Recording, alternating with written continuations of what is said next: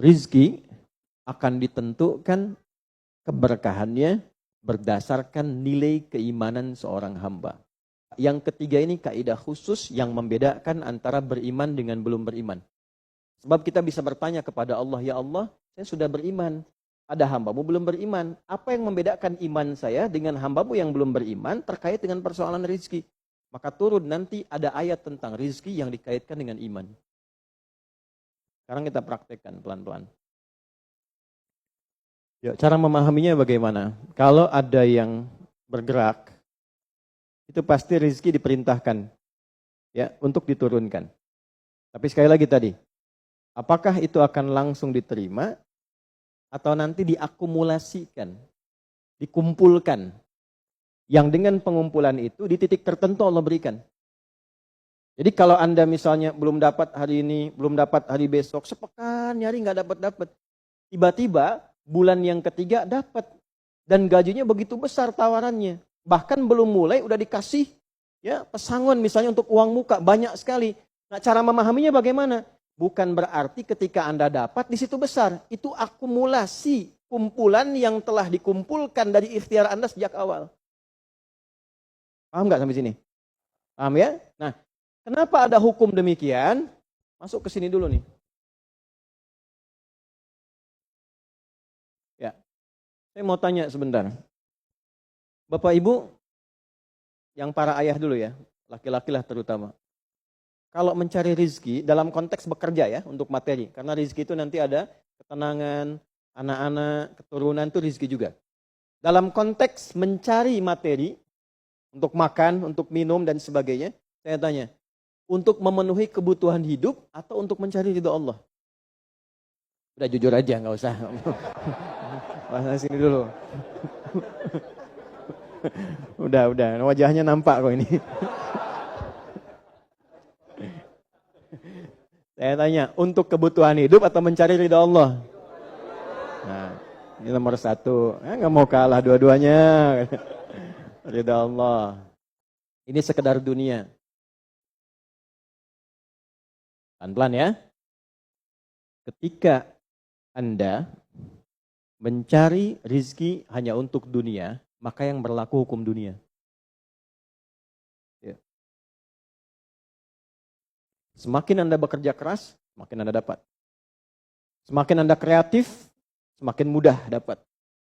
Ya, semakin pintar, semakin mudah dapatnya. Di sini tidak berlaku masalah iman.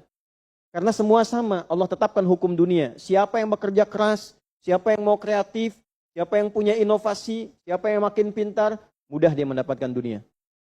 Ada ilmu menambah, dunia dapat. Man arada dunya, kata Imam Syafi'i, fa'alaihi bil ilmi. Siapa yang ingin menguasai dunia, dengan ilmu bisa dapat. Ini. Ada ilmu kreativitas, ada serius, sungguh-sungguh. Kerja yang serius, sungguh-sungguh. Itu kan? Di Tiongkok itu, kalau datang ke satu tempat, ketukin tiap pintu, nawarin barang. Ya, barang ditawarin, 1, 2, 3, 4, saking seriusnya. Orang mengerjakan apa, dia cari yang lain.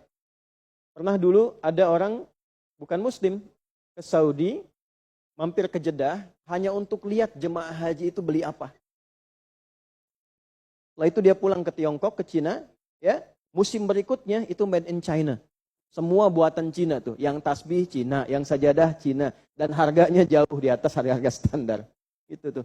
Jadi kalau misalnya orang serius, sungguh-sungguh kreatif, inovasinya ada, bisa buat sesuatu yang orang lain nggak buat, dia bisa sukses. Hukum dunia. Gitu. Tapi semua apa yang didapatkan pun untuk memenuhi kebutuhan dunia saja. Nafsu ada di situ, persaingan ada di situ, ya, popularitas ada di situ. Makanya orang-orang yang kerjanya orientasi dunia, itu pada umumnya, maaf ya, pada umumnya, apa yang didapatkan hanya untuk memenuhi kebutuhan nafsunya saja. Selesai sampai sini. Nafsu itu kan nggak berhenti. Makanya perlombaannya berapa banyak. Ayo, siapa yang duluan dapat 10 triliun? Siapa yang duluan dapat 20 triliun? Dunia. Dan nggak akan berhenti. Begitu dapat, pengen nambah lagi. Dapat, pengen nambah lagi. Walaupun yang dipakai mungkin tidak sampai ke situ. Sekarang saya tanya Anda ya, mengumpulkan sesuatu yang tidak Anda gunakan, bermanfaat tidak? Ya. Ibu misalnya ngumpulkan kayu bakar banyak sampai seruangan masjid ini, Bu. Ya. Tapi yang ibu pakai sehari cuma satu.